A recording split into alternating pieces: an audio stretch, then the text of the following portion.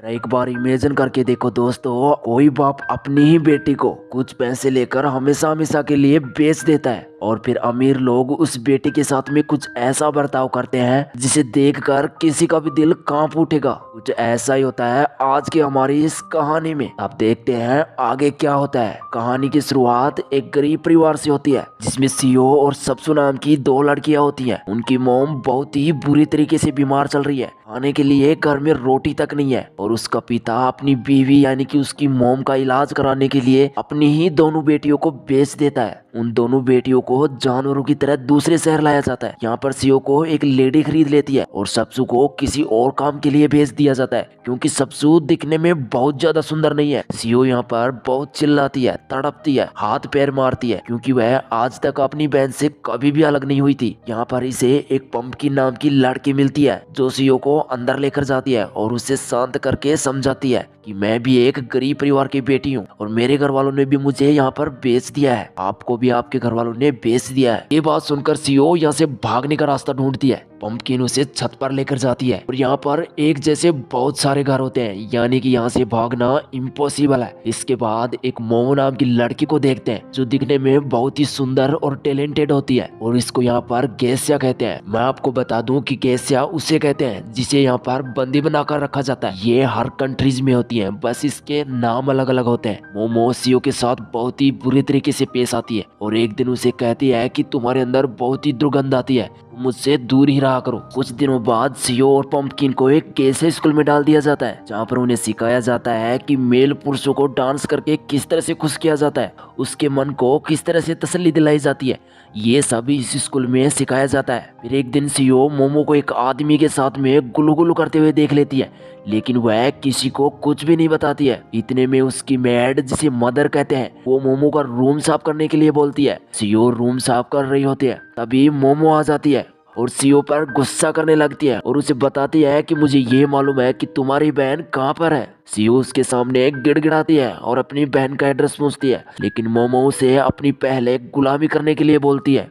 और फिर एक दिन मोमो सीओ को किसी दूसरी गेस्या का ड्रेस खराब करने के लिए कहती है क्योंकि वह गेस्या बहुत ही ज्यादा पॉपुलर होती है। इसकी वजह से मोमो उससे जलती है। ड्रेस खराब करने के बाद सीओ उस ड्रेस को मदर को देने जाती है तो मदर उसकी बहुत बुरी पिटाई करती है क्योंकि उसे लगा था कि सीओ ने उसकी ड्रेस को जानबूझ के खराब किया है। इतने सारे दुख सहन करने के बाद जाकर मोमो उसकी बहन का एड्रेस बताती है। शाम को सीओ मोमो के साथ छुपके से निकल जाती है और भागकर अपनी बहन सबसु के पास चली जाती है। दोनों बहन आपस में गले लगकर खूब रोती हैं क्योंकि ये आपस में कई दिनों से मिल रही हैं। सीओ यहाँ से भागने के लिए कहती है लेकिन इनके पास कुछ भी पैसे नहीं होते हैं। सबसु बताती है कि कुछ दिनों बाद थोड़े पैसे चोरी करेंगे और फिर यहाँ से भाग जाएंगे, इसलिए सीओ को वह वापस उसी गेस्ट हाउस में भेज देती है जहाँ मोमो उस आदमी के साथ फिर से गुल्लू गुल्लू कर रही होती है। सीओ इसे देख लेती है। इतने में मदर आ जाती है तो डर के मारे मोमो सीओ के कपड़े में कुछ रुपया डाल देती है और उस आदमी को वहाँ से भगा देती है। वह मदर को बताती है कि सीओ उसके कमरे में चोरी करने के लिए आई थी। इसकी वजह से सीओ की एक बार फिर से पिटाई होती है, लेकिन सीओ अब की बार अपना मुंह खोल देती है और वह मदर को सब कुछ बता देती है कि मोमो यहाँ पर क्या कर रही थी। तब जाके मदर मोमो की तगड़ी वाली ठुकाई करती है और अब सीओ यहाँ से लगातार भागने की कोशिश करती रहती है और फिर एक दिन इसी चक्कर में छत से फिसल कर गिर जाती है और उसके पैर में चोट लग जाती है और हॉस्पिटल में उसका इलाज चल रहा होता है। तब मदर उसे बताती है कि तुम बेवजह ही क्यों भागना चाहती हो, क्योंकि तुम्हारी बहन तुम्हें बेवकूफ बनाकर तुम्हें अकेली छोड़कर यहाँ से कब की भाग चुकी है। और मदर ये बात बिल्कुल सच बोल रही है। यहाँ हमें पता चलता है कि सीओ के मोम डैड की भी डेथ हो चुकी है और मदर ने भी इसको गेस्ट हाउस से निकाल दिया है। एक दिन वह ब्रिज के पास उदास होकर बैठी थी, तभी एक बड़ी सी कंपनी का चेयरमैन आता है और वह उदास होने का रीजन पूछता है, लेकिन सीओ उसे कुछ भी नहीं बता पाती।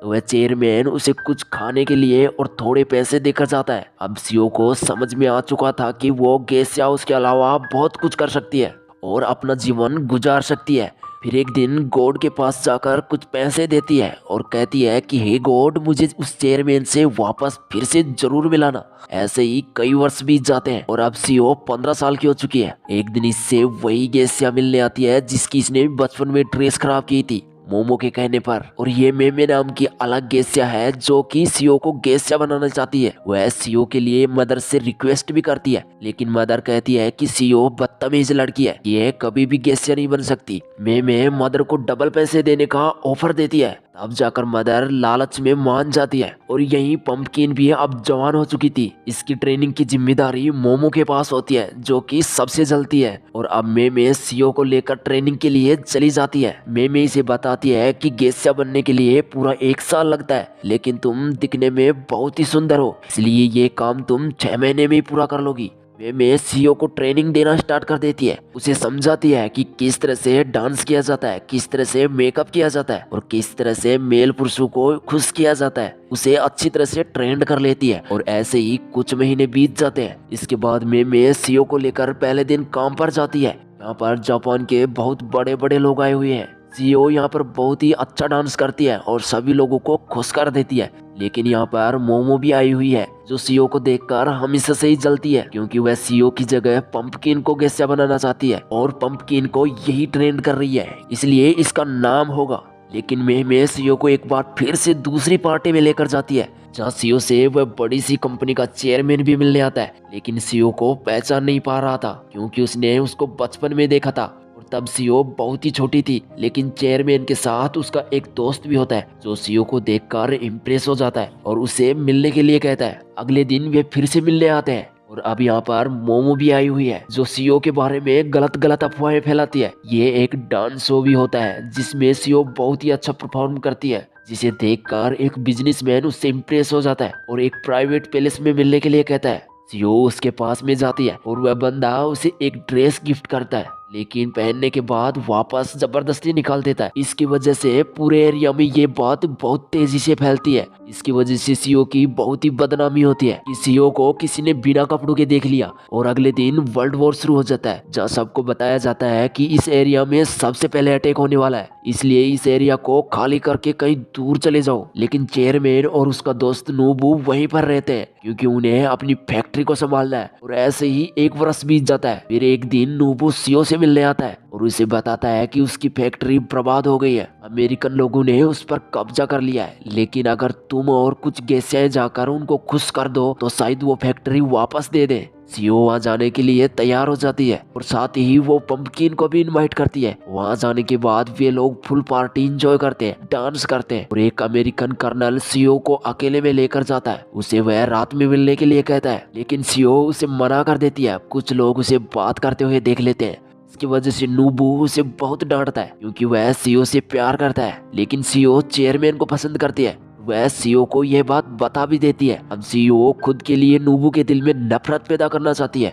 अगले दिन पंपकिन को बताती है कि मेरे रूम में नूबू को भेज देना ताकि वो कर्नल के साथ जो प्यार मोहब्बत कर रही है वो सब देख ले। लेकिन पंपकिन भी बड़ी हरामी होती है, नूबू की जगह चेयरमैन को भेज देती है और वो सब कुछ देख लेता है। सीओ चेयरमैन से प्यार करती है तो उसका दिल टूट जाता है। वह पंपकिन को कहती है कि आखिर तुमने मेरे साथ में धोखा क्यों किया। पंपकिन उसे बताती है कि तुमने मेरा गेस्या बनने का सपना तोड़ा था, इसलिए मैंने बदला लिया है। इसके बाद मदर सीओ को बताती है कि सिटी के किसी अमीर आदमी ने तुम्हें खरीद लिया है। सीओ तैयार होकर वहां पर जाती है तो पता चलता है कि खरीदने वाला आदमी कोई और नहीं बल्कि वही चेयरमैन है।